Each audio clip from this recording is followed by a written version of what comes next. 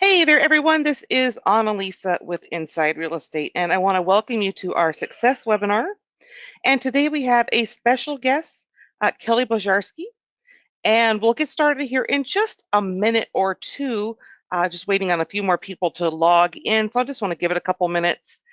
Now, it will be recorded, and the session will be sent out to everyone in email, desktop, via chat on your intercom chat via support. We'll be putting in all of the groups. And I mean, I think carrier pigeons didn't work out, so we're trying like a herd of Dachshunds next. So, but we're going to make sure you get this information one way or another. So I'm going to go ahead and put myself on mute here for just a moment, wait for a couple more people to log in because it's just hitting up at the top of the hour, and we'll go from there. So I will be right back.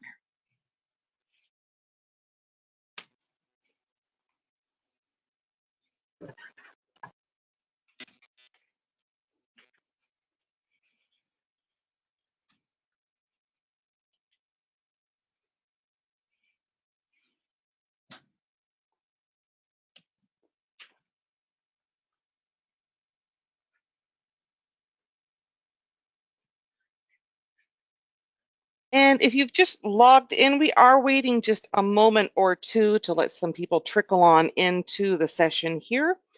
And again, it will be recorded and sent out to everyone and placed on the Inside Real Estate Success Strategy Matrix that we have available for everyone. So there will also be a link to this in that doc as well. So I'll be back in about a minute or so.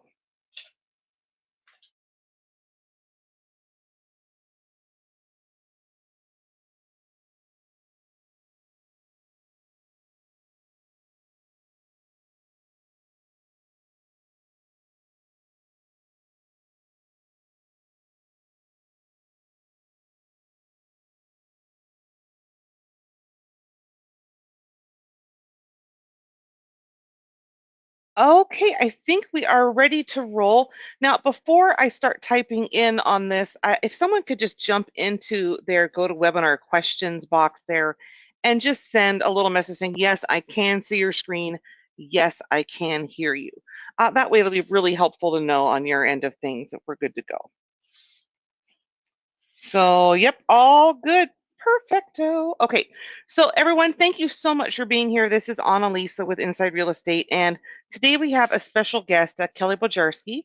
She is out of the Southern California area, and I really wanted to touch on branding yourself in the community as Kelly has done some really unique and neat things within her own community in helping build up her brand, people coming to her as a trusted partner and also a good neighbor in the community. So these are some really good elements that maybe you can take and apply to your own businesses or take little pieces that might work for you and go forward. So I thought we'd get a little conversation going on, how do you brand yourself in your community, or what is someone doing that you might be able to glean and do for yourself. So Kelly, how are you?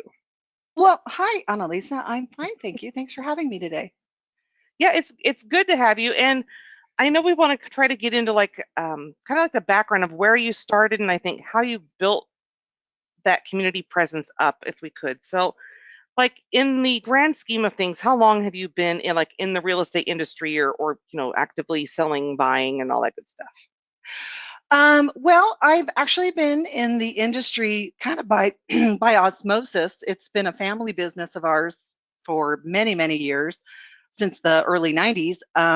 But I have had and held my real estate license since 2011. Awesome. And when you look back at 2011 versus where you are now in 2019, what do you think has been like the biggest transition for you starting out new and now seeing how your reputation or your brand has been built up over the years? What are you seeing has grown up with you in that process?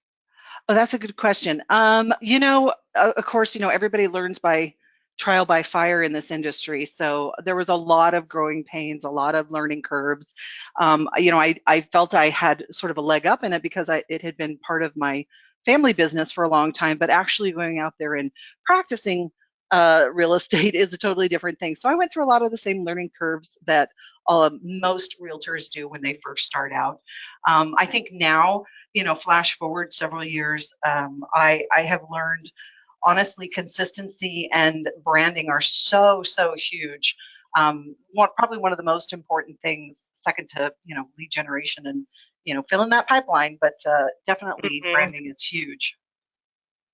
So it helps you maintain that consistency of building the pipeline because of the brand you're building and your community presence, which then helps you get referrals eventually, I would think. Oh, for sure. It's a cycle, and it takes consistency, and it takes project planning. It takes a small army of one to make it happen, but definitely it shows up in just about every aspect of my business, from referrals to new leads to branding to community presence. They all intertwine. That's awesome. And when you think of yourself and the services of which you offer in your area, what do you think is the definition, like the difference between you and perhaps your competitors? I kind of work under the model that I like to think that I serve my community, not just service my clients. So I'm very passionate about what I do, which, like most realtors in and of just kind of as a whole, we're known for the community service that we do anyway. And so for me, it wasn't a huge leap to recognize that, serving your community and being a part of that community, there's a natural uh, progression of how it just infiltrates into your business life. So I'm one of those realtors that kind of blends my personal space and my business space. Most of my clients and my know me as friends now, and they know about me, they know about my family, they know about my kids, and it's likewise. So I'm a very big proponent of relationship building, and being a part of the community that I live in has just made that an easy transition. That's awesome. Okay. And I know we had talked about, a roadmap that you'd kind of come up with, which is really pretty cool. And everyone, I'm going to scroll down just a little bit here. Here's like the little preview of it, but I'm going to open it up on a larger screen here. And this is actually a really cool idea. It's basically she's written out like, okay, well, this is what we want. How are we going to manifest it, right? Exactly. So, when you think about doing anything in your business, you have to have a plan. I mean, whether it's event planning, you're doing a Hmm. special project, whether you want to do a marketing plan or a campaign, anything like that, it all starts with a plan, right? And Right. I put this little roadmap together really to kind of help me and to help explain how I how I plan out my events, because it's project planning. And what I do is I always start at the beginning of this little roadmap here, and I just jot down what do I want to accomplish? What's my goal? Am I going to be doing an open house this weekend? Am I going to be doing a big community event? Is there a fundraiser that I'm part of? Am I launching a new listing? I want to focus on past client appreciation, whatever it is that I'm doing. You have to start with that roadmap.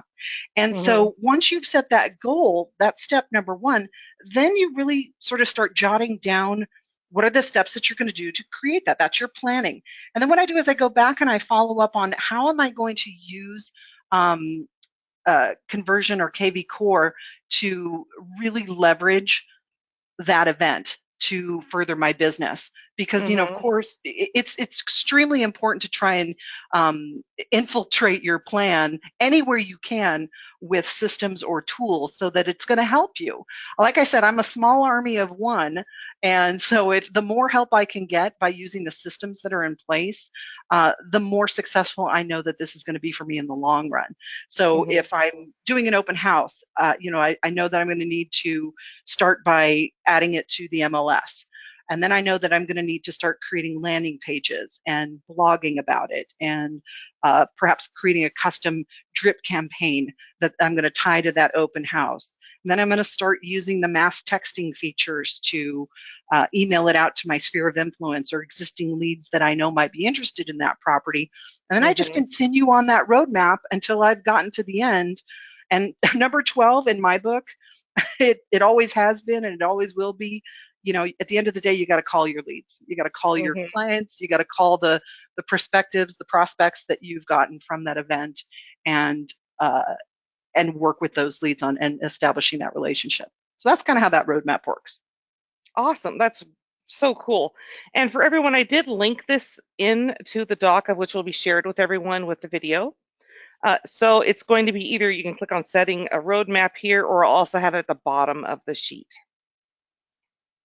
Just gold. I love that stuff. And then this is a really good segue into like your community branding, because I know, like when I met you way back when, I know you had talked about doing a really cool garage sale, and you had this funny picture of this cat, but basically it's like, there's a garage sale. So, and that's something that you had kind of created, and then it kind of just like took off as Snowballed. the thing It in your snowballed, area, right? really. Yeah. For sure. It really did. Yeah.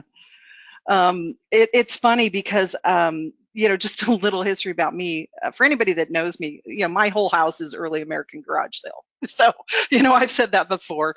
Everything I have usually has come from some garage sale or estate sale that I've been to. So it's kind of the running gag with all my friends and family, but it's true. And I realized early on that I needed to kind of attach myself to a niche, and it turned out it was garage selling. So I know that in my particular farm where I live and the community that I farm for potential sellers and clients is my own neighborhood. And so I started out several years ago doing a community-wide garage sale, and it's kind of grown over the years. And this picture that you see here was it was actually a garage sale that we did last fall. It ended up being a giant fundraiser garage sale, which was absolutely amazing. It was at that point that I really realized that this is something that's going to be in my business for a long time, because Hmm. it wasn't my idea. My community came to me and said, "Hey, you're the garage sale queen. We need your help. We have someone in our community that needs help. It's extremely important that we support them. Our community wants to do something. Can you help us?" And they came to me as that local expert, that hyper local expert, and and I just took it from there and I ran with it and I organized it. And I don't know if you could see that picture too well, but that's the front of my house where we took over I my can make it a whole little little larger for a second here. we took over my cul-de-sac there, and those were all donations that we had been given, and we raised $4,000 that day for a local family who really needed some help in my farm. And it was an amazing opportunity to serve my community. And as a result, I made new friends, got new Hmm. clients. I've gotten several referrals from that one particular event. It was pretty amazing. That's awesome. Well, and weren't people like dropping stuff off like left and right? I mean, because I Oh, remember she talked about it. She's like, "Whoa!" It was whoa. like a Well, onslaught of that donations. to be honest, I didn't quite expect as much response as we got, Right. but we did end up having to sleep outside that night because we had people coming out to the garage sale at about 11 o'clock at night. And when they were shopping, it was a 24-hour bargain basement sale that day for sure, but it was pretty cool. And I talked real estate with probably 90% of the people that came through. It was awesome. I don't know if you can see the little A-frame sign that's out there in the lower right corner, but that's actually one of my A-frames that I used that I had made some posters. And of course, everything I do is Oh, over branded. here. Yeah, Yeah. everything I do is branded. That's really, really one of the key components of doing any event is, Hmm. and I learned this a long time ago too, is nothing should leave your hand and go into somebody else's hand without your brand. So if you don't have your brand on it, you're losing out on an opportunity. I thought this was in a really cool way. So what she did, everyone, is she took her. Let me see if I can grab this picture and make it a little larger in here. She took actually stickers for Hmm. pricing, and she put her brand on them with the dollar sign, right? but it's Hmm. got her brand in the background, and then she gave them to everyone for the community garage sale. So she's Hmm. got subtle branding in on everybody's table. Right. When I, as a matter of fact, I'm right in the middle of my spring garage sale right now, and one of the things that I do as part of my road mapping and my project planning is I create local real estate market snapshots, and I will put packets together for participants that want to be want to participate in the event. And beginning about a month out, I start advertising that it's coming, and contact me. And I've used custom pages on my website to identify information about the garage sale, linking it out to, Habitat for Humanity, local pickups, things that they can do with their items after the garage sale. I added a form in there where they can sign up. And I've created a list. And then last week I took my market snapshot, a little goodie bag, and some price stickers, everything with my brand on it. And I did some door knocking to the community and got that information out. And I used a custom text code to be able to get new interest from participating neighbors, to be able to just call in to get information. And Mm-hmm. I linked that out to my custom page on my website so that they could just use my custom text code and get all the information they needed. So it's been working really great. Hey And did Kelly, you? so, Yeah, sorry Annalisa, I'm you're butting in, good. but I just texted that text code and it's really cool. We just did that on Tuesday about text codes. It's a really good option. Do you mind if people text that, or should we hide it from the screen? I don't No, want to blow you off. well, I don't mind, but if they're not going to sign up, please don't sign up, because I'll start sending that information to you. Yeah. But yeah, I Okay, see them cool. trickling in, but no, I don't mind. If they want to check it out, they're more than welcome to. And then with when you did the door knocking, was it just you kind of out there by yourself, or did you have like a team of people helping you, or because that Well, can be a lot of it's, coverage. well, I tell you what, door knocking is not for the faint of heart. So it was actually a really great, um, it was a great little contest that we did within our area. And it was a knock till you drop event, which was put on by one of our trusted service providers, one of our title people. And they challenged us to get out and knock till you drop. And so I was kind of competing against other realtors. So that was made it really Oh, fun cool. as well. It was super fun. And you were like, Um, game on. oh, for sure. Well, here's what happened. So everybody kicks a little money into the kitty, and you get points for all the houses that you knock on, any emails you get, any listing presentations, buyers presentations, things like that. So I took my packet, which had that little brand on it there at the bottom that says the garage sale sign.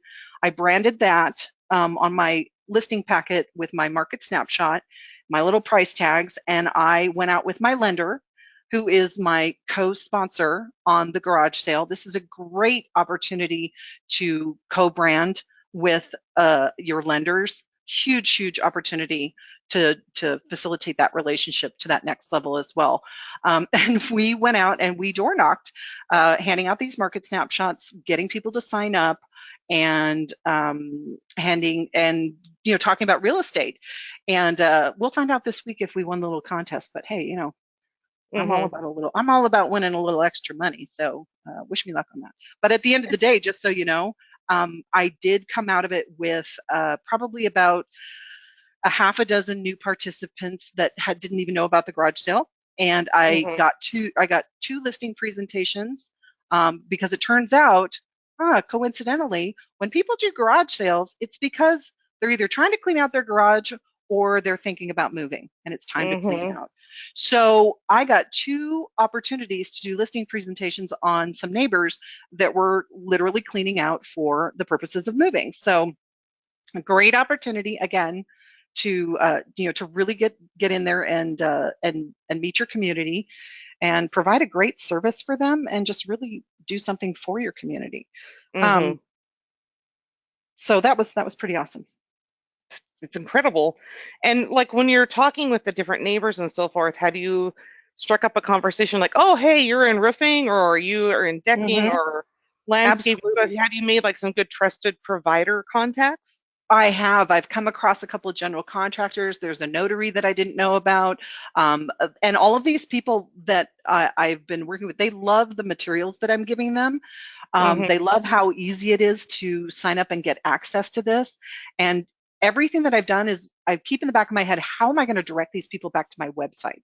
And Hmm. that's always in the back of my head. How am I going to get them onto my website? And once they're there, how am I going to get them to stay there and come back? So Right. I've been, so blogging about it is really helpful. Creating links to your pages to about, what kind of community events you're doing, whether it's a garage sale or a fundraiser or whatever it is that you're doing, adding those links back to your website, it really does work. It's a matter of just consistency. And but yeah, I met a ton of great people. They love what I do for my marketing. They feel it's very professional and very easy to use. And I've actually got a couple people that want to do some advertising with me. So Oh, very nice. So you're yeah. gonna have them on like the blog advertisement then? For sure. They That's also they sweet. want to co-brand with me on my next set of business cards. So Wow. I know, right? It's got there's just a lot of opportunities. It's just how far and how much are you willing to plan ahead. Right. So when you think of the, I guess, time and effort of what you're putting towards an event such as this, what, like, is it in a couple hours a day? Is it an hour a day? Or like if you add in all the like moments where you're answering different types of questions, like is it a big time crunch or is it something totally doable if you've got a plan? You know what? The more you have planned ahead of time, the easier it is. This has been a project of love for me also because I Hmm. really do enjoy it. And so because I am so passionate about it, I just want it to get better every time. So I'm always trying to think of new ways to be better. The stickers are something I just added this year. So I'm sure next time I do it, I think that it was so well received to do the community one, the fundraiser one. We'll probably stick to doing the fall garage sale as a fundraiser type. Hmm. Um, That's a cool because idea though. yeah, so maybe do one in the spring as a community wide clean out your own garage, and then one in the fall as a fundraiser. So I'm always adding to it, but yeah, it does get easier because here's the thing: once you build the basic foundation for your marketing plan, it's really just a matter of going back and tweaking it for that event. That's why those roadmaps and using custom text codes, having a custom page on your website, having consistent blogging opportunities. Hmm. That's why it's so important because once you have the foundation, you can go back and change it and edit it. It's very fluid in the system. Right. So you just go Right. back and change that custom text code, which is why I was able to buy that big huge banner at the bottom, because if I decide I want to use it for something, add something else, I can update it. I'm adding maps this time, so I'm going to be updating that text code on Saturday to include the map of the area. And Wow. Awesome. yeah, and it's on that's a big huge banner that's out in the front of my community. And so the folks that have been driving by there, I've been getting just direct calls from my smart number too. So I do get a Cool. call every once in a while. Somebody will call me instead of texting. That's phenomenal. And then I know like this year you've got, was it next, is it this coming Sunday, I think? It's this Saturday. Saturday? Yeah. So so this Saturday you have the sale and like if you had to think of the, because I know there's going to be value coming in for the community and so forth with the sale, but when you think of the community value that you're bringing into all of your neighbors and yourself, how would you equate that to how that's enriched your life and your business? How would you express that? Well, personally, it's of course it's really fulfilling for me. I'm very tied to my community. I've been here for a long, long time. For my business, it's just really cements and solidifies that I'm now known in my little farming area here that as the local realtor, and it's very helpful. As far again, I go back to branding. I go back to serve versus service, and I can't help but think that they're both the same. So, because I live and work in the same town that I live in. You know, I live here and I Hmm. work here. It's the Well, same that's a thing. big plus. Yeah. So Hmm. basically, it's just you so fulfilling for you personally because you're helping your fellow person and your neighbors, Hmm. and then it's because you're solidifying your brand and expertise. You're the people are actually seeking out now for help because of your consistency. Hmm. And it didn't happen the first year. I mean, Yeah. it's taken me a while to build this up. I think I've been doing this community garage sale consistently for about 6 years, maybe 7 years, and every Hmm. year it just gets bigger and bigger. So it does take consistency. So whatever it is that you choose to do, you just have to do it consistently. And that's true in really whatever you're doing, whether it's open houses or whether it's your community garage sale. And open houses are that's a Right. whole nother set of my business, which I absolutely love too. I love doing open houses. Well, that is a really good segue because that is our next subject. Hmm. So I know you have done some really neat open house events. I've seen your posts on Facebook, Instagram, all that good stuff. And I know that you have some pretty unique ways of looking to open houses and preparing for them. So when you think about what you need to do to prepare for an open house, do you have like a little mental checklist or do you have like a top three this has to happen in preparation? Well, again, it goes back to my roadmap because you can use the roadmap for anything. Mm-hmm. So roadmap out what you want to do for your open house. And, of course, there most of the time a realtor is going to do an open house. They're going to plug it into MLS so it syndicates to everywhere, which is always Mm-hmm. that's always important. But for using Conversion or KV Core, creating a landing page for like a VIP sign up, Mm-hmm. that's really helpful because you can take that landing page and add that hashtag to it that will trigger your and kickstart your campaigns that you want to do for follow-up. So you can create a personal campaign for Right. your own open houses, which is huge. I mean, because those smart campaigns and those campaigns that you have, those are not just canned emails and text that goes out. Those are action plans for you as a realtor to stay on task and on course to follow up with those leads to help build that relationship. And that's why I try and create this roadmap as far in advance as I can. And once you have that open house foundation or skeleton, again, it's just a matter of just kind of setting in the new listing that you have. But Mm-hmm. creating that landing page, and there's a couple things you can do with them that I think are super cool, because if you have a landing page, you can go, if you wanted to, you could go out to GoDaddy or Bluehost or wherever you want to buy a domain name and buy a really great domain name and tie it to that landing page URL. Mm-hmm. And now you've got some great marketing information to put on your postcards or your door knocking flyers or whatever print materials you have that ties it back to your website. Your garage sale flyers. When you were talking before, the first thing that came to mind was I wonder if she's gonna have cards at the garage sale with like TemeculaOpenHouses.com or something like that on them. Yeah. Well, what I do for my garage sale, it's so funny you say that because I learned it early on was people were asking me for my business card. And I love giving out my business card, that's fine. But every time I give away a business card, I kind of feel like I'm just sort of like, oh, wait, can I get your phone number? That kind of thing. So I'd rather be able to use a text code and say, oh, you want my information? Here, just go ahead and text it to this code, and I'll put it up on a big dry erase board or a big poster. And if they want more information about me or if they want a market snapshot, I'll put it out in front of my own garage sales and Mm-hmm. say, text whatever it is, local neighborhood for a free market analysis or something. And I have people sign up all the time. So it's really just, again, it's a matter of how creative you want to be. And if you want to put out postcards, if you want to put out anything, it should have A, your branding on it, and B, something, some sort of roadmap that leads back to your website. Awesome. Um, yeah, Okay. so back to the Let's open see here. houses. Yeah, I know. I wanted to add just an additional thing there. So, and in speaking to like the follow-up and consistency, what really makes it easier for you is I know you started using an iPad kiosk. So I you can did. lock that Yeah. sucker down, and so nobody can walk out with it. Not that anybody Right. would, of course, but you're setting an expectation by putting a sign at your door, right? Uh-huh. So like Yeah. this is what you might see at one of her open houses. Let me pull this picture down here a little bit. So at Kelly's open houses, like she did this, of course, for St. Patrick's Day. Yeah, I was So you doing can open see house here on she's St. got, Patrick's Day.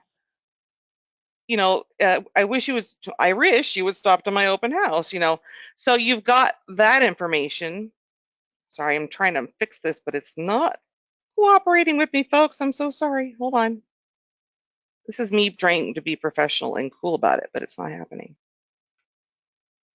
There we go. And then she has a sign here, and then don't you have a little sign that's usually on the door itself when it's closed or open? I do, and the door is open so you can't see it, but I do Yeah. have I set the expectation before they even walk in the house that I want them to sign in. And Hmm. it's not just me that wants them to sign in. The seller's actually requesting it.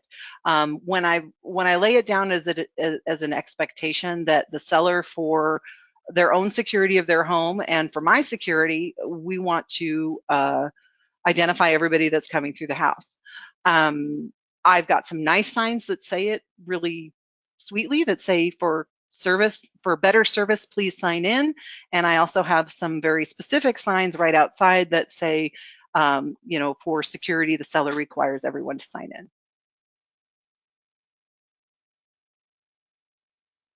Okay, perfect. And then have you said that or do you think that since you incorporated that lockdown kiosk that it's improved your sign up rate? Oh, 100%. And you can see it right there on that little photo. That's my little kiosk. um, Mm-hmm. And I tell you what, it actually lends to my credibility even more. I did an open house, not last Saturday, but the Saturday before, and it was a beautiful day. So we actually set up the kiosk right outside on the front porch, and we sat outside and invited people to come in as well. And that kiosk really, it really helped. Not one person batted an eye. And as a matter of fact, I got multiple people in the same party to sign in because Mm-hmm. everybody thought they had to. So a lot of Oh, times sweet. when you well, what happens is a lot of Yeah. times when you have just a sign-in sheet, or if you have your iPad out, it's usually one person will approach and sign in. But Right. when you have a kiosk like this, a lot of times people think, oh, okay, I want to check it out, and they'll go sign in as well. So I've had multiple people in the same party do it. And it's a great visual source. I mean, if you really wanted to, you could be super fancy and get a couple of those kiosks if you have more than one tablet or Mm-hmm. smart device, and you could set them up in different Throughout the areas. house. Yeah, if I had maybe a nice luxury home or something that was in in an area that I really wanted to put that information out, I'd probably set it up with landing pages, Mm-hmm. um, where people could sign in to get more information about something specific in that particular house. Yeah, This like is a wrap-up call to action.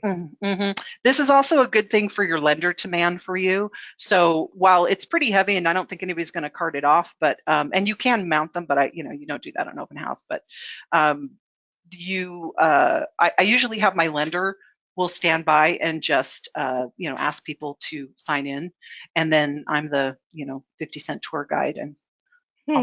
I'll escort them through the first couple of rooms of the house and answer questions for them. That's it's so awesome. And I think I want to point out too, I don't know if many people are aware when you use, the apps on that locking iPad kiosk or any of our platform apps like the KV Core Open House app or the K Plus Open House tool within the app, these both auto create a hashtag on that contact that lands on your dashboard. So they're coming in not qualified, pre-categorized on your dashboards, which is pretty cool. So if you're in an open house for like a listing MLS, 1, 2, 3, 4, 5, 6, you're going to have a tag land on your dashboard like this automatically. So you have a built-in list of those attendees of which you can follow up with, and you have a built-in list of people looking for a specific type of home. So if another one comes on the market or you have it on the market, or your office, you'd be like, oh, hey, I have a list of people I can send this to right now. And you can use your mass email, mass text tools to pop it on out there. So there's a lot of ways you can leverage that list and information as well. Yep. All right. So let's see here. And so we already talked the investment of the locking stand really has raised your game to the next level because you're getting a higher rate of sign-ins. And my sellers love it. They absolutely love it. I take these pictures of open houses to listing appointments so that they can get an idea of what my mega open house looks like. Nice. It's a nice visual to add to your listing presentation. It really does set you apart from your competition the more prepared you are. And to be honest, using a sign-up sheet is just not effective. It does nothing Yeah. except it'll get lost in the scramble of things. I don't know about you guys, but when I do an open house, at the end of the day, I am so exhausted from the open house itself, let alone if I have to take down my own signs because there's so many of them. By the end of the day, I'm Right. so exhausted. All I want to do is go home and put my bunny slippers on. But with using the kiosk and the open house tools, the open house app Hmm. on KB Core, it's nothing as part of my closing shop duties to close down my open house. The last thing I do before I lock the door and put the key back in the super box is to send a quick mass text or a mass email thanking everybody for coming to my open house. It's done, and that's usually something in the past that um, that always got put off until like Monday, Tuesday, or Wednesday. By the time I'm, back to the office and if I remember to do it at all, to be Hmm. honest.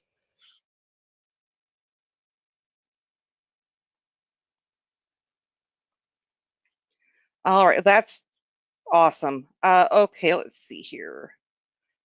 That's really all I had just to kind of speak to on getting people's minds rolling on, okay, what can I do with these open houses? How can I wrap in my community? And I think the garage sales are a really good way for you to, if you're not per se like super social after work or don't want to talk to somebody, which can happen sometimes when you're in a customer service oriented role, this gives you a chance to just have a nice leisurely conversation. Maybe you have people over for a s'mores fest in your driveway and say, hey, you know what? I'm thinking of planning this event. What do you guys think? Hmm. Because then you I've can get an done, idea yeah, from your neighbors on a good date too, I would a think. couple of other community events that I've done that have been really very popular and widely received are I have a big giant movie screen, and I've done outdoor movies at the park. I've done outdoor movies on my driveway. Mm-hmm. I do what's called a quarter auction, which is a great fundraiser where I get local vendors to kick in a basket. Those are And, fun. oh my gosh, that was so much fun. And I'm kind of the MC and the host, um, and of course, they all get a chance to set up their little booths and talk a little bit about their business. So, Mm-hmm. and then we auction off the baskets. You get a bid on them, and each basket might be worth, one quarter or 2 quarters or 5 quarters, whatever it is. And you literally get a great fun. It's like an alternative to a bingo night. It's kind Right. of fun. But And you get anything that people you, talking, yeah. for sure. And anytime you get an opportunity to get in front of somebody where you can, put out your brand and put out your name and let them know what you do, again, people remember the events that you were associated with. And I know I saw a local person here do like a chili cook-off, which was kind of fun. They paired up with a local butcher Hmm. and they were like, okay, everybody bring their grills to this butcher's lot and we're going to have a chili cook-off. Hmm. You Yeah. know, and Or it brought business to that person. And the realtor was like, passing out like the buns and forks and everything. They had their brand on their cups and everything. But it was just kind of a neat way to get everybody together. Because when you're talking and you have a hamburger or chili, I mean, people are going to be happy, right? They're going to talk. mhm. And and it doesn't have to be anything really high budget either. If you don't have No, a budget or if you're on low budget, there's nothing that says that you couldn't go down and sponsor a popsicle stand at a local baseball game, or, right.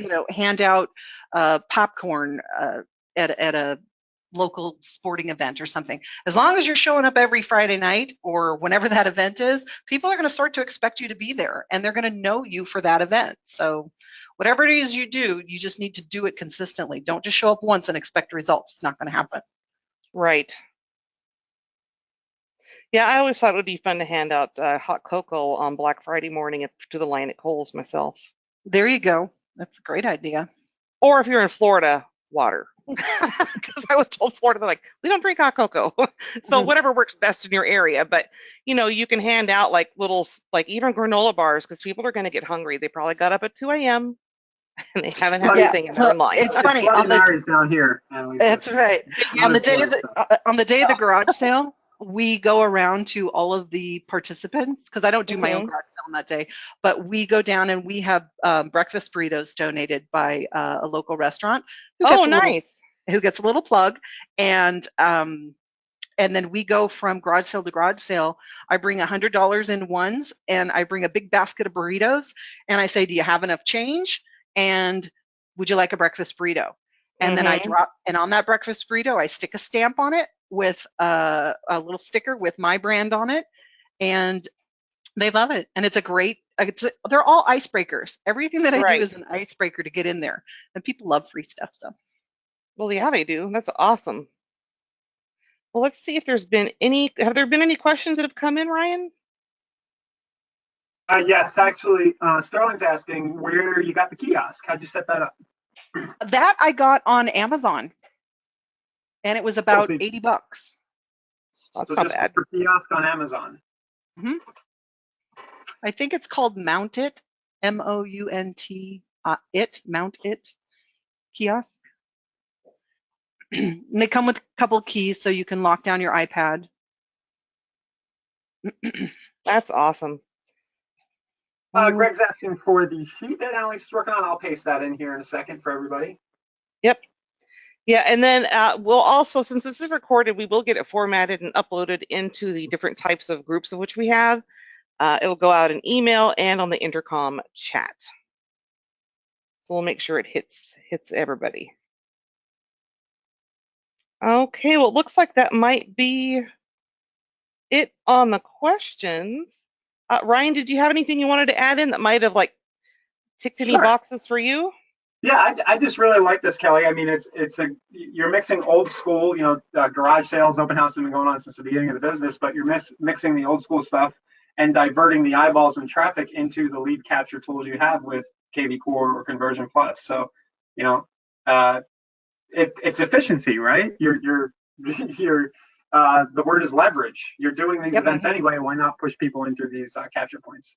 Yep. exactly. Anything you can do, if you can think of a way to leverage it into a new lead or get them back to your website or get their information, use the tools that you have in Conversion or KV Core to do it. Because that's exactly what it's about. It's just leveraging it to everybody's advantage. And I'm just curious. I mean, I'll invite everybody watching, if you're doing this kind of stuff and you want to contribute to the conversation, we don't only do this live, we'll post the replays. But if any Mm-hmm. of you guys are doing garage sales or you have open house techniques, we'd love to hear about them in the comments. If you're watching this on YouTube or you're watching on in our Facebook group, just comment and join the conversation.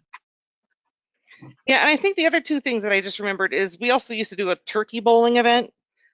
So we would get a bunch of frozen turkeys and set up the bowling pins in like a park somewhere or Mhm. like a parking lot.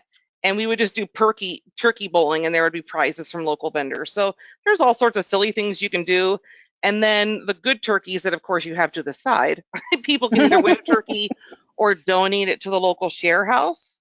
That's also a really neat, fun food, raising awareness kind of thing. Mhm. So, There's a ton. There's a ton. I'm sure oh everybody yeah, has their own yeah, set of whatever they need to do, and that's great. Just find a way to leverage it back to your website if you possibly can. yes, yep. Yeah, with any of these, I mean, any of these ideas, you would do exactly what you did for your garage sale. You would create the landing page, you could create the custom page, you can blog about it. I mean, it can land Mhm. anywhere really, which is awesome. Yeah. I love those custom text codes. I'll tell you what, on an open house, if you ever do an event at an open house where there's a gated community, 55 and older gated community, a luxury area, any place where it's hard to get in, having a custom text code is key and it's worth the investment for a sign writer or an A-frame sign. If you put it out where the gate code keypad is, Mm, for directions to this open house, just text, XYZ to your smart number, Right. with an auto response that leads that either gives them directions to the open house and the gate code. Number one, it's a great way to capture leads. I did that recently at an open house I had, and I actually got 5 leads from